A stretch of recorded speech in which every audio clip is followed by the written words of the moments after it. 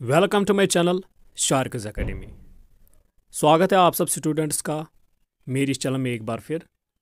तो इस वीडियो में हम बात करेंगे बहुत सारे इश्यूज़ के रिलेटेड जो रिजल्ट्स के रिलेटेड है, ठीक है।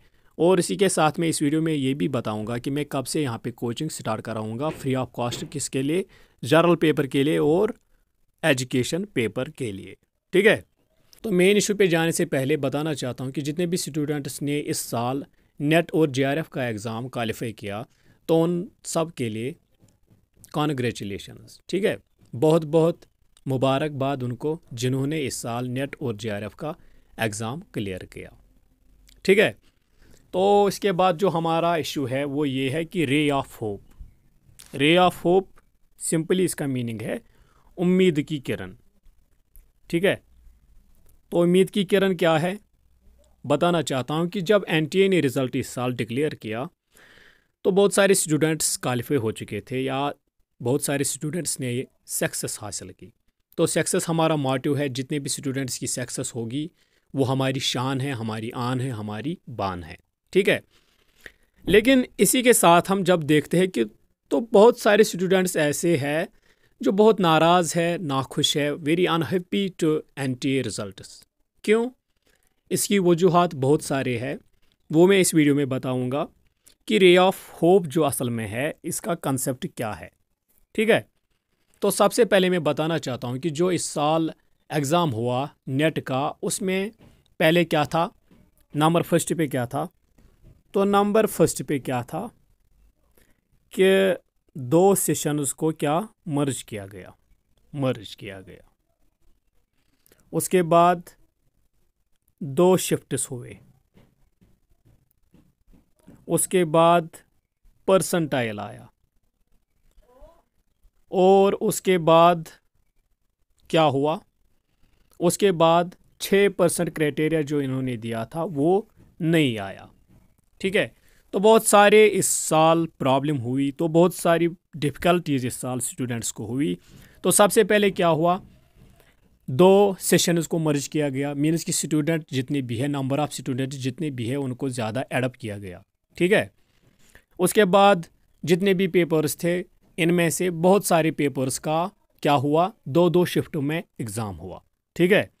उसके बाद जब रिज़ल्ट आया तो वो परसेंटाइल में आया और उसके बाद क्या हुआ, जब परसेंटाइल आया भी तो उसके बाद जो 6% का क्राइटेरिया एनटीए का था वो बिल्कुल कहीं दिख नहीं रहा था। तो पिछले सालों तक क्या होता था, यानी 2020 तक क्या होता था कि जितने भी पेपर्स थे या जितने भी पेपर्स नेट एग्ज़ाम, जितने भी पेपर्स का नेट एग्ज़ाम हुआ होता था उनमें 6% क्राइटेरिया के बेस पे हर सब्जेक्ट से 6% स्टूडेंट्स को सिलेक्ट किया जाता था फॉर नेट एंड जेआरएफ। लेकिन इस साल क्या हुआ कि इन्होंने जितने भी स्टूडेंट्स इस साल अपियर हुए एग्ज़ाम में उनका 6% निकाला, ठीक है। 6% निकाला इन्होंने टोटल जितने भी इस साल अपियर हुए। हालांकि इसका निकलता था अपने अपने सब्जेक्ट का 6% निकलता था, लेकिन इस साल जितने भी अपियर हुए उनका 6% निकाला। इसीलिए कुछ सब्जेक्ट्स में इन्होंने 10% का क्राइटेरिया लिया है और कुछ सब्जेक्ट्स में क्या किया है, 3% का क्राइटेरिया लिया है, 3% का क्राइटेरिया लिया है, ठीक है। तो इस वजह से बहुत सारे स्टूडेंट जो है वो नाराज़ है, वो बहुत नाराज़ है एनटीए के रिज़ल्ट से।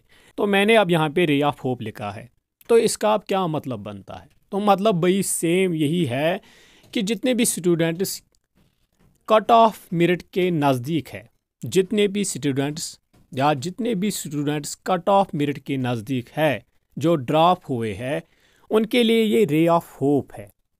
आप बोलेंगे सर कैसे है रे ऑफ होप, तो बताना चाहता हूँ कि जो नेट के रिजल्ट्स है मे बी, क्योंकि बहुत सारा काम इस पे आजकल चल रहा है, क्योंकि स्टूडेंट्स की जो डिमांड है आजकल वो 12% है, ठीक है।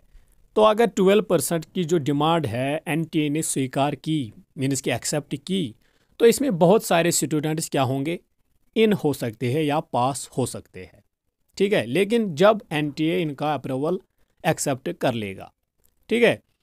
और इसी के साथ ये भी कि जो एनटीए के रिजल्ट्स है कहा जाता है कि उनको रिवाइज किया जाएगा। तो अब आपके दिमाग में ये सवाल आता होगा कि क्या अभी तक कभी एनटीए का रिज़ल्ट क्या रिवाइज हुआ है? हाँ, बिल्कुल हुआ है।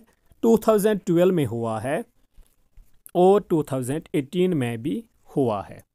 2 बार इस अभी तक हुआ है। तो इस साल भी चांसेस है रिवाइज होने की। क्यों? क्योंकि इसमें अनफेयर रिज़ल्ट है। बिल्कुल अनफेयर है, क्योंकि मैंने बहुत सारे स्टूडेंट्स के स्कोर कार्ड्स देखे। ना मैंने कहीं पे नॉर्मलाइजेशन देखी, ना मैंने कहीं पे एवरेज देखा। बिल्कुल मैंने ऐसी कोई चीज़ नहीं देखी। अगरचे रिज़ल्ट जो है रिवाइज नहीं हुए, मीन्स कि स्टैट्स को रह गया, जैसे है वैसे ही है। तो जितने भी स्टूडेंट्स इस साल डिस्क्वालीफाई हो गए, कहीं स्टूडेंट्स 1% से गिर गए, कहीं 2 से गिर गए, तो मैं उन्हें कहता हूं कि डिसअपॉइंट होने की कोई बात नहीं है, क्योंकि ये ज़िंदगी है, दिन ब दिन हमें नया नया सिखाती है। तो आपने सुना होगा रविंद्रनाथ टैगोर के बारे में, क्योंकि वो हमारे ग्रेट स्कॉलर थे और एजुकेशनिस्ट भी थे और बहुत सारा कुछ थे। लेकिन इसकी ज़िंदगी के रिलेटेड एक बात थी। वो क्या थी कि ये मैट्रिक एग्ज़ाम जो इसका था वो क्वालिफाई नहीं हो रहा था। तो एट द एंड फिर chance and there is success point. ठीक है, मीन्स के ट्रेल एंड एरर का कंसेप्ट आपने तो पढ़ा होगा।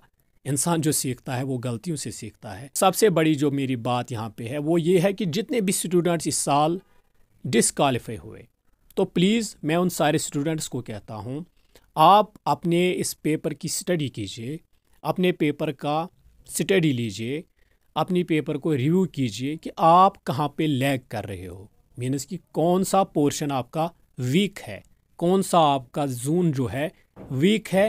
तो आप उस वीक जोन को फोकस करो, फोकस के साथ साथ आप उसी पे ज़्यादा काम करो ताकि वो आपको स्ट्रांग हो जाए। और जो आपका अपना है वो ऑलरेडी स्ट्रांग तो है ही, तो ये आपको हेल्प कर लेगा एग्ज़ाम में पास करने में और जेआरएफ के लिए। तो this was the concept of hope of ray for those students who missed their NET और JRF by 1 or a single or 2 or 3 points या परसेंटेज। ठीक है, तो उसके बाद मैं चलता हूँ कि देखिए जो अहम बात है यहाँ पे, मैं यहाँ पे कोचिंग स्टार्ट करने जा रहा हूँ 20 मार्च से, 20 मार्च 2022। किसके लिए? एजुकेशन पेपर का भी कराऊंगा और जनरल पेपर का भी कराऊंगा, बोथ फ्री ऑफ कॉस्ट होगी ये कोचिंग। तो आपको बिल्कुल कहीं जाने की कोई ज़रूरत नहीं है। ठीक है, तो वीडियो इन्फॉर्मेटिव लगा तो वीडियो को लाइक कीजिएगा, शेयर कीजिएगा अपने दोस्तों के साथ। Thanks for watching this video.